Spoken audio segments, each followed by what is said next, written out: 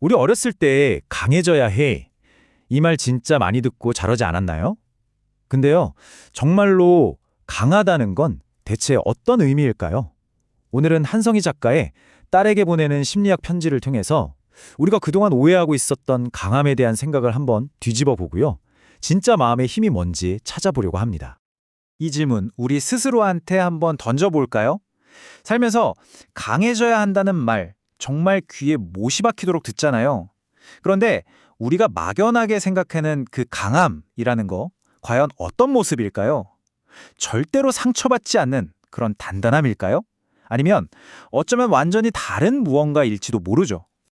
아마 많은 분들이 딱 이 두 가지 이미지를 떠올리실 것 같아요. 하나는 어떤 공격에도 끄떡없는 단단한 강철, 또 다른 하나는 바람에 이리저리 휘어질지언정 결코 부러지지는 않는 유연한 갈대.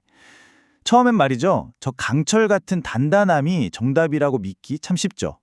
하지만 삶의 경험이 쌓이다 보면 우리는 점점 저 갈대의 지혜에 대해 생각하게 되는 것 같아요. 자, 그럼 먼저 우리는 왜 그렇게 단단함에 집착하게 됐을까요?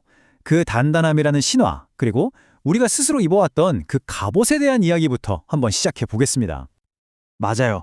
진짜 어릴 때부터 우리는 이 험한 세상을 견디려면 강해져야 한다고 배우잖아요. 그래서 더 높은 지위, 더 많은 재산을 쌓으려고 애를 쓰죠. 마치 외부의 어떤 위협에서도 나를 완벽하게 지켜줄 것 같은 그런 아주 단단한 갑옷을 입는 것처럼요. 그것만이 진짜 힘이라고 믿으면서 말이죠. 하지만 우리를 지켜줄 거라고 굳게 믿었던 그 단단한 갑옷 있잖아요. 여기엔 생각보다 훨씬 큰 대가가 따릅니다. 이제 그 갑옷이 어떻게 우리를 올가매는 감옥이 되어버리는지 그 억압의 대가에 대해 이야기해 볼게요. 바로 이 역설이 정말 중요해요. 강해지려고 발버둥 칠수록 아이러니하게도 마음은 점점 딱딱하게 굳어지고 솔직한 감정은 꾹꾹 억눌리면서 진짜 나 자신과는 점점 멀어지게 된다는 거죠. 그러니까 외부의 갑옷을 만드느라 정작 내면의 가장 소중한 걸 잃어버리는 셈이에요. 자, 그럼 감정을 꾹꾹 눌러 담으면 어떻게 될까요?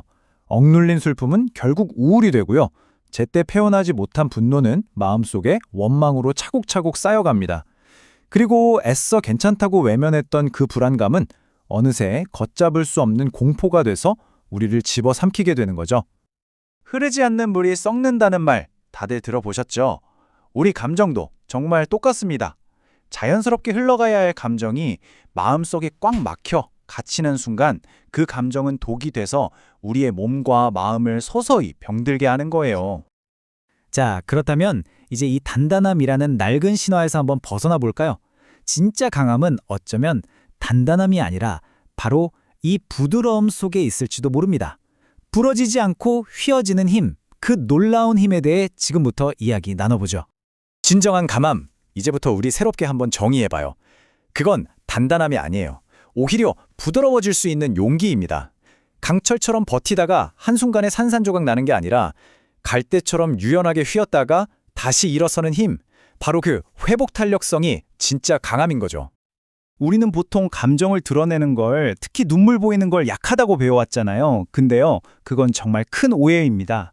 감정을 느낀다는 건 우리가 지금 살아있다는 가장 확실한 증거고요. 그 감정을 솔직하게 표현하는 것, 그것이야말로 진짜 용기이고 성숙함의 표시라고 할 수 있어요. 이 점은 꼭 기억해 주세요. 부드러워진다는 건 결코 약해지는 게 아닙니다. 딱딱해서 깨지기 쉬운 마음이 아니라 어떤 충격도 유연하게 흡수하고 회복하는 마음, 그것이 바로 진짜 성숙함이라는 거죠. 좋습니다. 그럼 이 부드러운 강함을 우리 삶에서 어떻게 실천할 수 있을까요? 감정이라는 강물이 나를 통해 자유롭게 흐르게 하는 법, 그 구체적인 방법들을 지금부터 한번 알아보겠습니다. 우선 기쁨부터 시작해 볼까요?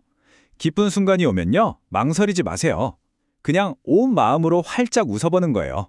삶의 기쁨에 온전히 몸을 맡기는 거죠.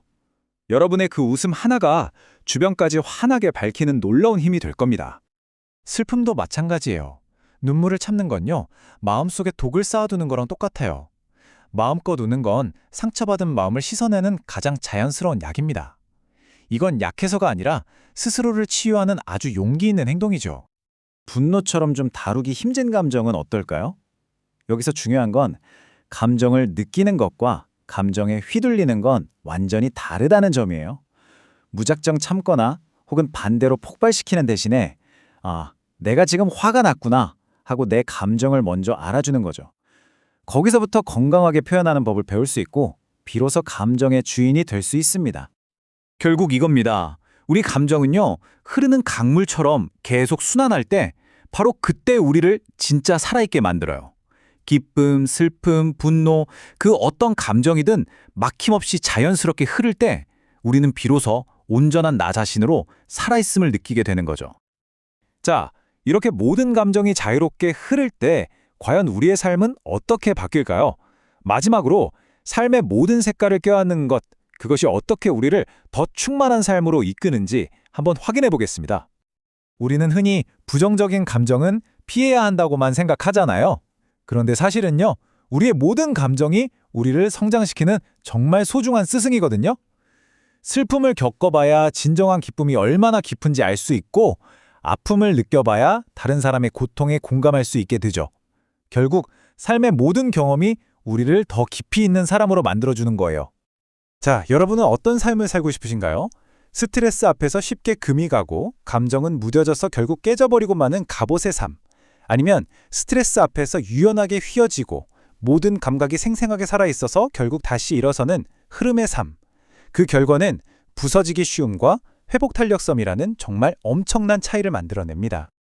결국 내 마음을 지키고 이 감정의 흐름을 잘 돌본다는 건 단순히 기분 좋은 상태를 유지하는 것 그 이상의 의미가 있어요. 그것은 사랑하고 슬퍼하고 기뻐하고 때로는 분노하는 바로 우리 자신, 우리의 인간다움 그 자체를 지키는 일입니다. 그래서 우리가 앞으로 해야 할 일은 아주 명확합니다. 외부의 갑옷을 쌓는 데 쏟아부었던 그 에너지를 이제 우리 내면의 정원을 가꾸는데 더 많이 써보는 건 어떨까요? 진짜 흔들리지 않는 안정감은 바로 거기서부터 시작되거든요. 마지막으로 이 문장을 여러분 마음에 선물처럼 남겨드리고 싶네요. 강해지려고 애쓰는 것보다 부드러워지려고 노력하시기 바랍니다. 어쩌면 우리가 평생 추구해야 할 진짜 힘은 더 단단해지는 것이 아니라 어떤 바람에도 부러지지 않는 바로 이 부드러움에 있는 건 아닐까요?